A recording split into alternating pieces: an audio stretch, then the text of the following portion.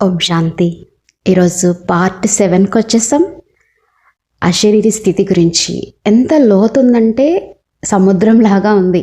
మనం అనుకున్నాం జస్ట్ ఆత్మ అనుకుంటే సరిపోతుంది కదా, దానికి బేస్ చాలా ఆధారం, అది మనకి చాలా ఇంపార్టెంట్.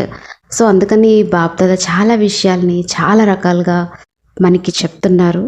ఇంత ఉంటుందా అని మీరు అనుకోవచ్చు, కానీ ఇంత అభ్యాసం చేయాల్సిందే. నేను ఆత్మను, నాతో కర్మలు చేయించేవాడు పరమాత్ముడు.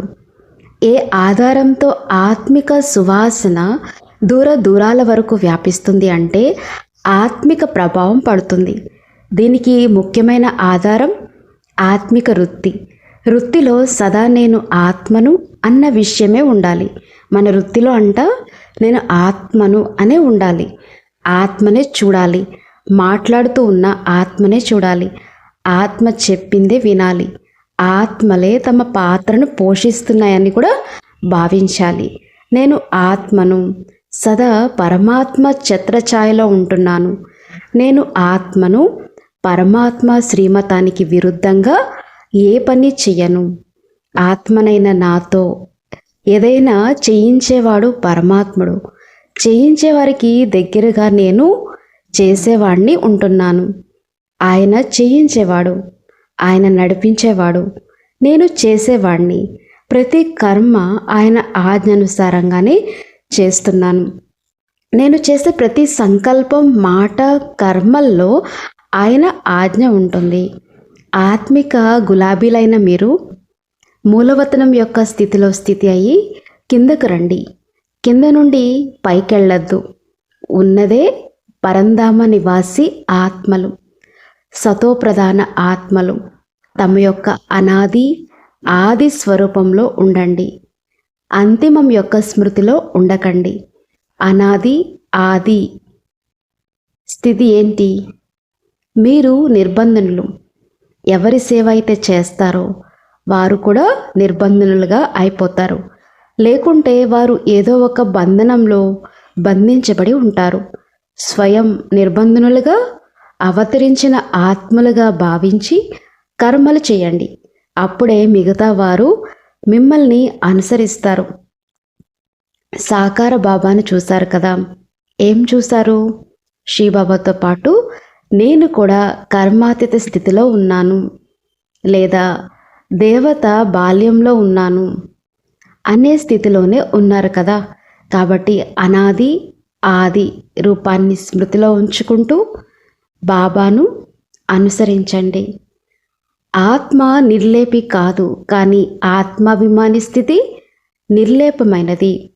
బాబా ద్వారా పిల్లలకు లభించిన నెంబర్ 1 శ్రీమతం ఏమిటంటే స్వయాన్ని ఆత్మగా భావించండి మరియు బాబాని జ్ఞాపకం చేయండి. కేవలం ఆత్మ అనుకుంటే శక్తి లభించదు. జ్ఞాపకం నిలవకపోవడానికి కారణం స్వయాన్ని ఆత్మగా భావించకపోవటమే. ఆత్మాని కాకుండా సాధారణ శరీరధారిగా భావిస్తున్నారు. కాబట్టి జ్ఞాపకం నిలవట్లేదు. ఏ 2 వస్తువుల్ని జోడించాలన్నా వాటిని ఒకే స్థాయికి తేవాలి. అలానే ఆత్మగా భావించి పరమాత్మను జ్ఞాపకం చేస్తే జ్ఞాపకం సహజమైపోతుంది. ఎందుకంటే 2 సమాన స్థాయికి వచ్చాయి కదా.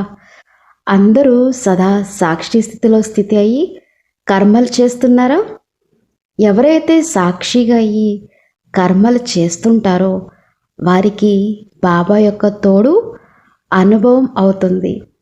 సాక్షిగా లేకుంటే బాబా కూడా తోడు ఉండరు. అందుకే సదా సాక్షి స్థితిలో స్థితి అయ్యి ఉండండి. దేహంతో కూడా సాక్షి. ఎప్పుడైతే దేహానికి, దేహ సంబంధాలకు సాక్షిగా అవుతారో అప్పుడు స్వతహాగా పాత ప్రపంచానికి కూడా సాక్షిగా అయిపోతారు. చూస్తూ సంబంధ సంపర్కంలోకి వస్తూ సదా అతీతంగా ప్రియంగా కావాలి. ఇలాంటి స్థితిని సహజ యోగి స్థితి అంటారు. కాబట్టి సాక్షి అంటే సదా తోడు ఉంటూ కూడా నిర్లేపి, ఆత్మ నిర్లేపి కాదు, ఆత్మాభిమాని స్థితి నిర్లేపి. అంటే మా యొక్క లేపనం నుండి లేదా ఆకర్షణల నుండి అతీతంగా ఉండేవారు. మరి సదా ఇలాంటి నిర్లేపి స్థితిలోనే ఉంటున్నారా? ఏ రకమైన మాయా దాడి అయితే జరగడం లేదు కదా. సైన్స్ యొక్క సాధనాల ద్వారా ఏ విధంగా దూరంగా ఉన్న వస్తువుల్ని కూడా సమీపంగా అనుభవం చేస్తారో, అదేవిధంగా దివ్య బుద్ధి ద్వారా ఎంత దూరంగా ఉన్న ఆత్మలనైనా సమీపంగా అనుభవం చేయవచ్చు. ఏ విధంగా స్థూలంగా తోడుండే వాళ్ళని ఎంత స్పష్టంగా చూస్తారో, ఎంత స్పష్టంగా వారితో మాట్లాడతారో, వాళ్ళ నుంచి సహయోగం పొందుతారో, వారికి సహయోగం ఇస్తారో, అదేవిధంగా అమెరికాలో ఉన్న ఆత్మనైనా సరే దివ్య దృష్టి ట్రాన్స్ ద్వారా కాదు, ఆత్మీయత నిండిన దివ్య దృష్టి ద్వారా సహజంగా చూడగలుగుతారు, అనుభవం చేయగలరు. ఆత్మల్నే కాదు, పరమాత్మను కూడా చూడగలుగుతారు. ఆత్మను చూడడం శ్రమ అనిపించదు, పురుషార్థం కూడా చేయనవసరం లేదు. నేను ఉన్నదే ఆత్మను, అందరూ ఆత్మలై. ద్వాపరయుగం నుండి ఎలా అయితే ఆత్మాభిమానం అదృశ్యమైపోయిందో అలా దేహాభిమానం అదృశ్యమైపోతుంది.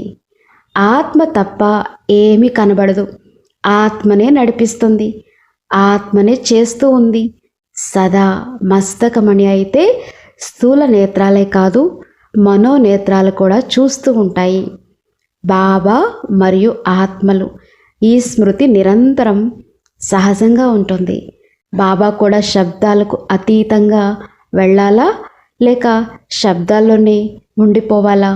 శబ్దాల్లోకి తక్కువగా వచ్చే అభ్యాసం అవ్యక్త స్థితిని సహజంగానే ఆకర్షిస్తుంది. 4:10:81లో చెప్పారు. సెకండ్లో స్వరూపంగా కావడం ఇదే ఆత్మిక వ్యాయామం. ఎలా అయితే బాబా అతీతంగా ఉండి ఈ దేహంలో ప్రవేశించి తన కార్యం చేయటానికి వస్తారో, అలా పరిస్థాలైన మీరు కూడా కర్మ బంధనాలతో కాదు కానీ సేవా బంధనం వలన ఈ శరీరంలోకి ప్రవేశించి కర్మలు చేస్తున్నారు. కావాలనుకున్నప్పుడు అతీతంగా అయిపోతారు. అంతటి కర్మ బంధన ముక్తులనే ఫరిస్తాలు అంటారు. 17:10:81లో చెప్పారు. ఆత్మిక వ్యాయామం తెలుసు కదా. ఒక్క క్షణంలో నిరాకారిగా, మరుక్షణంలో అవ్యక్త ఫరిస్తాగా, ఇంకో క్షణంలో సాకార కర్మయోగిగా కావాలి. క్షణంలో విశ్వ సేవాదారిగా, సెకండ్లో స్వరూపం అయిపోవడమే ఆత్మిక వ్యాయామం. 24:10:81లో చెప్పారు. సంగమ యుగాన్ని నవయుగమని కూడా అనవచ్చు. ఎందుకంటే మొత్తం అంతా కొత్తదిగా అయిపోయింది. కొత్త మాటలు కొత్తగా కలవటం అంతా కొత్తది. చూసేది కూడా ఆత్మని, ఆత్మయే చూస్తుంది. మొదట్లో ఈ శరీరంతో మరో శరీరాన్ని చూసేవారు. ఇప్పుడు ఆత్మను మొదట సంకల్పంలో వికారి భావన ఉండేది. ఇప్పుడు ఆత్మ సోదర దృష్టి యొక్క భావన ఉంది. 29:10:81లో చెప్పారు. సదా ఆత్మిక నశలో ఉంటున్నారా?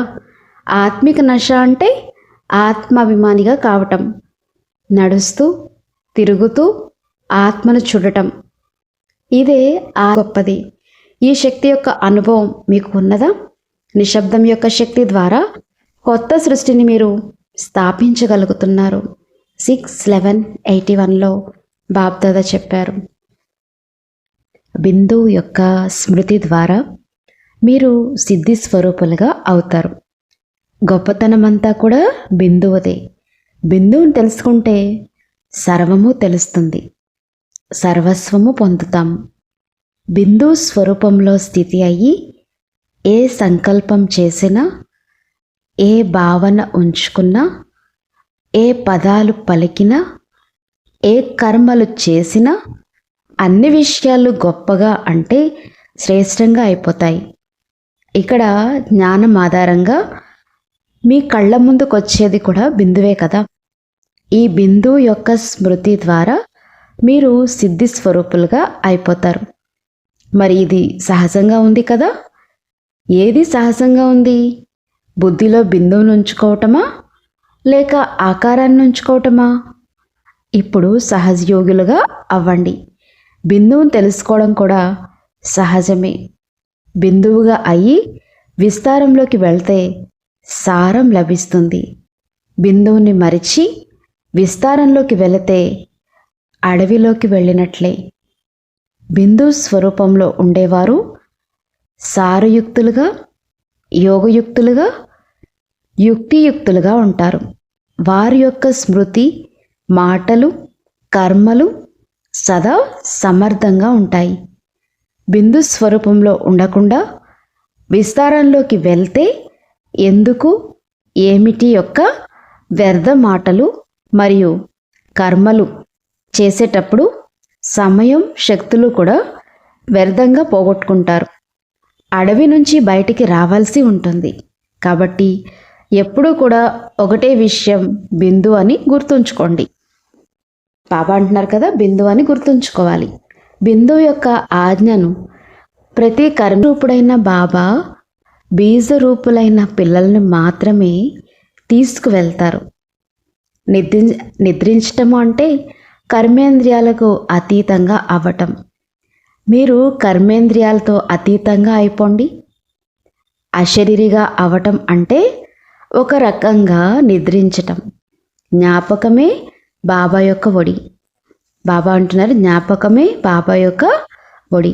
ఎప్పుడైనా అలసిపోతే అశరీరిగా అయ్యి అశరీరి బాబా జ్ఞాపకంలో ఉండిపోండి, అంటే నిదురించండి. 21:82లో చెప్పారు. లౌకికంలో కూడా ఒకటి పక్కన బిందువులు పెడుతూ ఉంటే వృద్ధి జరుగుతున్నట్లు మీరు కూడా బిందువు పెట్టాలి. నేను ఆత్మ బిందువును, పరమాత్మ బిందువు. రోజంతటిలో ఎన్ని బిందువులు పెడుతున్నారు? ప్రశ్నార్థకం వస్తే బిందువు ఉండదు. బిందువు పెట్టకుండా సమాధానం ఉండదు. బిందువు పెట్టడంలో అందరూ సిద్ధహస్తులే కదా. బిందువు పెట్టడానికి సమయం కూడా ఎక్కువ పట్టదు. నేను బిందువుని, బాబా కూడా బిందువే. ఈ బిందువుని పెట్టే సమయం నాకు లేదు అనే వారెవరూ లేరు. ఒక్క సెకండ్లు యొక్క విషయమే ఇది. ఎంత సమయం దొరికితే అన్ని బిందువులు పెడుతూ ఉండండి. ఎన్ని బిందువులు పెడుతున్నారు? రాత్రికి లెక్క వేయండి. ఏ విషయాన్ని కూడా ఆలోచించవద్దు. ఆలోచించే కొద్దీ విషయం పెరుగుతూనే ఉంటుంది. అన్ని ఆలోచనలు పక్కతో వెళ్ళడానికి సిద్ధంగా ఉన్నారా? లేక సిద్ధమవ్వటానికి ఇంకా సమయం కావాలా? బాబాతో పాటు వెళ్ళడానికి బిందువుగా తప్పనిసరిగా కావాలి. బిందువుగా కావటానికి విస్తరించబడిన అనేక శాఖలను, వృక్షంను బీజంలో ఒదిగిపోయేలా చేసి బీజరూప స్థితి అనగా బిందురూప స్థితిలో స్థితి అవ్వాలి. దేహము మరియు దేహ సంబంధ పదార్థాల యొక్క విస్తారం సమాప్తి అయితేనే మిగిలేది బిందు ఆత్మ లేక బీజ ఆత్మ. ఇలాంటి బిందువు బీజ స్వరూపంలో స్థితి అయితేనే శబ్దాలకి అతీతంగా బీజరూపుడైన తండ్రితో పాటు వెళ్ళగలుగుతారు. కాబట్టి బాబా శబ్దాలకు అతీతంగా వెళ్ళేందుకు సిద్ధంగా ఉన్నారా? బాబా అంటున్నారు, శబ్దాలకి అతీతంగా వెళ్ళేందుకు సిద్ధంగా ఉన్నారని అడుగుతున్నారు. విస్తారాన్ని సమాప్తం చేసేసారా? బీజరూపుడైన తండ్రి బీజరూపులైన ఆత్మలను మాత్రమే తీసుకెళ్తారు. మరి బీజరూపులుగా అయ్యారా? నడుస్తూ, తిరుగుతూ, కూర్చుంటూ, మాట్లాడుతూ అతీతంగా అయ్యే అనుభూతి. ఈ శరీరం ఏదైతే కర్మల లెక్కల్ని అనుభవించడానికి మూలంగా ఉందో, దీని నుండి అనేక శాఖలు ఏవైతే వచ్చి ఉన్నాయో, ఆ దేహం అనే వృక్షము మరియు ఆత్మ అనే బీజము రెండు వేరువేరు. ఇలా వేరుగా ఉన్న ఆత్మను మాటిమాటికి అనుభూతి చేయాలి. జ్ఞాన ఆధారంగా కాదు, కానీ నేను ఈ శరీరానికి వేరుగా ఉన్నాను, వేరే వస్తువు యొక్క అనుభూతి కలగాలి. ఏ విధంగా స్థూల శరీరం మరియు వస్త్రాలు వేరువేరుగా ఉంటాయో అలా ఆత్మ శరీరం రెండు వేరువేరుగా ఉన్నాయి. నేను ఆత్మని, ఈ శరీరం అనే వస్త్రాన్ని ధరించి ఉన్నాను అని స్పష్టంగా అనుభూతి అవ్వాలి. అవసరమైనప్పుడు ఈ శరీరం అనే వస్త్రాన్ని ధారణ చేసి అవసరం అయిపోయాక అతీతంగా అయిపోవాలి. ఇలాంటి అతీత స్థితి అనుభవం అవుతుందా? నేను వస్త్రాన్ని ధరిస్తున్నానా? వస్త్రం నన్ను ధరిస్తుందా? చైతన్యమైనది ఎవరు? యజమాని ఎవరు? ఒకటేమో అతీత స్థితి యొక్క అనుభూతి వేరు, కావలసిన అవసరం లేదు, ఉన్నదే వేరుగా. అతీత స్థితి యొక్క అనుభూతి వేరు, కావాల్సిన అవసరం లేదంట, అది ఉన్నదే వేరుగా. సదా సిద్ధంగా ఉండడము అంటే తోడుగా వెళ్ళటానికి సమాన స్థాయికి వచ్చిన ఆత్మ సాక్షాత్కారాల ద్వారా ఆత్మను చూడలేదు, కానీ బుద్ధి ద్వారా సదా స్వయాన్ని సాక్షాత్తు జ్యోతిబిందు ఆత్మగా అనుభవం చేస్తుంది. సాక్షాత్తు స్వరూపంగా కావటం సదాకాల కోసమైతే సాక్షాత్కారం అల్పకాలికం కోసం. సాక్షాత్తు స్వరూపంగా మారిన ఆత్మ నేనెప్పుడు ఆత్మ సాక్షాత్కారం పొందలేదు, నేను ఆత్మని నేరుగా చూడలేదు అన్నదు. అనుభూతి ద్వారా సాక్షాత్తు స్వరూప స్థితిలో స్థితి అయి ఉంటుంది. సాక్షాత్తు స్వరూపంగా మారిన వారికి సాక్షాత్కారాలు అవసరం లేదు. ఆత్మ అనుభూతి చేసిన వారు దృఢంగా నిశ్చయంతో నేను ఆత్మని అనటమే కాదు, అనుభూతి చేశానని చెప్పగలరు. ఎందుకంటే ఆత్మను చూసిన తర్వాత కూడా అనుభవం చేయకుంటే ఇంకా చూడడం ఎందుకు? ఆత్మ అనుభవీలు నడుస్తూ తిరుగుతూ తమ జ్యోతి స్వరూపం యొక్క అనుభవం చేస్తూ ఉంటారు. కల్పవృక్షంపై మాస్టర్ బీజరూప స్థితిలో స్థితి అయిపోండి.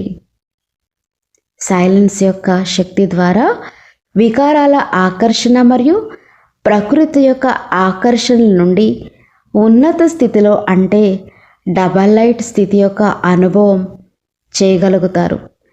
ఎగిరే స్థితి యొక్క అనుభూతి అన్ని ఆకర్షణల నుండి అతీతమైనది, అన్ని బంధనాల నుండి విడిపించబడినది. ఈ స్థితి అనుభవం అవటం అంటే ఉన్నతలోకి వెళ్ళటం.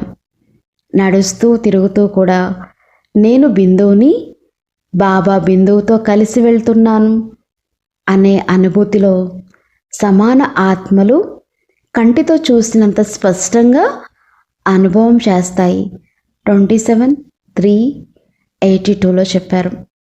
ఈ పాత ప్రపంచంలో పాత శరీరం యొక్క ఆధారం తీసుకున్నప్పటికీ బాబా ఎలా ఇరుక్కోరో అలా మీరు కూడా ఈ శరీరంలో నివసించండి. కర్మలు చేయటానికి ఆధారంగా తీసుకున్నారు, తర్వాత ఫరిస్తా స్వరూపంలోకి వెళ్ళిపోవాలి. తమ నిరాకారి స్వరూపంలో స్థితి అయిపోవాలి. అతీత స్థితి అనే ఉన్నత స్థితి నుండి కిందకు వచ్చేదే కర్మేంద్రియాల ద్వారా కర్మలు చేయటానికి బాధగా అనిపిస్తుంది. 9:183లో చెప్పారు ఇది. మీరు హతాశులవడం, మీరు మీ స్వాస్థితిలో లేరు అనే విషయాన్ని తెలియజేస్తుంది. స్వాస్థితిలో ఉన్న ఆత్మని వ్యక్తులే కాదు, ప్రకృతి కూడా నిరాశపరచదు. మాయ యొక్క పేరు కూడా వినబడదు. ఇలాంటి సింహాసనాధికారి, కిరీటధారి, వరదాని ఆత్మలే కదా మీరు. 25:583 విశ్వం మొత్తాన్ని నిరోగిగా చేసే వైద్యశాల ఇదొక్కటే అని మీరు చెప్పేటప్పుడు నలువైపులా ఉన్న రోగులు ఇంకెక్కడికి వెళ్తారు? అత్యవసర కేసులు అన్నీ మీ ముందుకే వస్తాయి. అలాంటప్పుడు మీరు ఏం చేస్తారు? అమర భవ అనే వరాన్ని అయితే ఇస్తారు కదా. స్వ అభ్యాసం అనే ఆక్సిజన్ ద్వారా సాహసం అనే శ్వాస ఇవ్వవలసి ఉంటుంది. నిస్సహాయ ఆత్మలు అంటే నలువైపులా ఉన్న నిరుత్సాహితులు రోజుకి పెరుగుతూ ఉంటారు. ఇలాంటి నిస్సహాయ ఆత్మలకు ఉత్సాహాన్ని ఇవ్వటం ఇదే ఆక్సిజన్ పెట్టడం. కాబట్టి త్వరగా ఆక్సిజన్ ఇవ్వవలసి ఉంటుంది. స్వ అభ్యాసం యొక్క ఆధారంతో ఇలాంటి నిస్సహాయ ఆత్మలను శక్తిశాలిగా చేయవచ్చు. కాబట్టి తీరిక లేదు అనవద్దు. తీరిక ఇప్పుడు మాత్రమే దొరుకుతుంది, తర్వాత నిజంగానే తీరిక ఉండదు. అలజడి యొక్క సమయంలో ఒక్కరి యొక్క భావనల్లోనే ఉండిపోండి. స్వ అభ్యాసం కూడా తీరిక దొరికితేనే చేస్తాను అనవద్దు. సమయం తీసి చేయండి. స్థాపన యొక్క ఆదికాలం నుండి ఒక సమయం తీయటానికి ప్రత్యేక విధానం ఇక్కడ ఉంది. అదేంటి? చుక్క చుక్కతోనే సరోవరం. కాబట్టి సమయం తీయటానికి ఇదే సరైన విధానం. సమయం దొరికినప్పుడు అభ్యాసం చేస్తూ సర్వ అభ్యాసాల స్వరూప సాగరంగా మారిపోతారు. ఒక సెకండ్ దొరికిన అభ్యాసం చేస్తూ ఉండండి. ఒక్కొక్క సెకను కూడా పోగు చేసుకుంటూ ఉంటే అరగంట గంటగా మారుతుంది. పనులు చేసుకుంటూ అభ్యాసం చేయండి. చాత్రిక పక్షి కూడా ఒక చుక్క కోసం ఎంతో దాహితమై ఉంటుంది. అలానే స్వాభ్యాసి చాత్రిక పక్షులు ఒక ప్రభువుకి ప్రేమిక పిల్లలైనా మీరు త్యాగం చేశారా? భాగ్యాన్ని పొందారా? అతుకులు పడిన దేహం, శిథిలమైన పాత అంతిమ జన్మలో ఈ దేహం యొక్క త్యాగమా?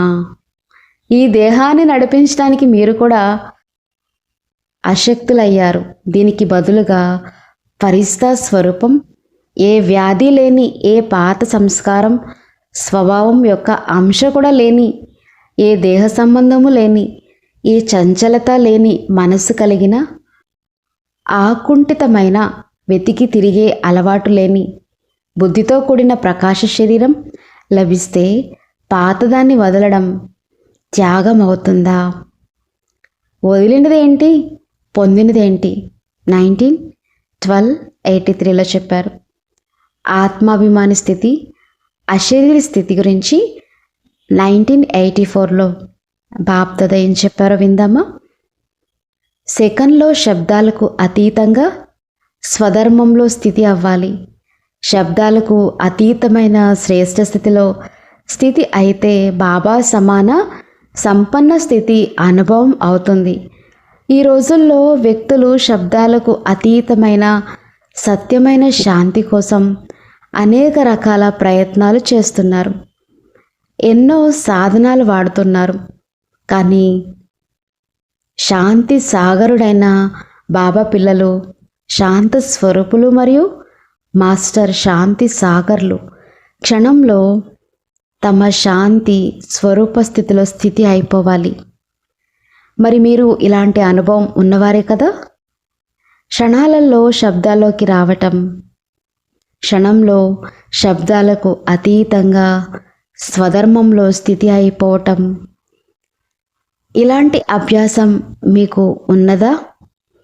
ఈ కర్మేంద్రియాలకు మీరు యజమానులు కదా? అవసరం అనుకున్నప్పుడు కర్మలు చేయాలి. అవసరం లేనప్పుడు కర్మలకు అతీతంగా కర్మాతీత స్థితిలో స్థితి అయిపోవాలి. ఇలాంటి వారినే ప్రియమైన వారు, అతీతమైన వారు అంటారు. ఇంతటి నియంత్రణ శక్తి, పరిపాలనా శక్తి మీకు అనుభవం అవుతుంది కదా?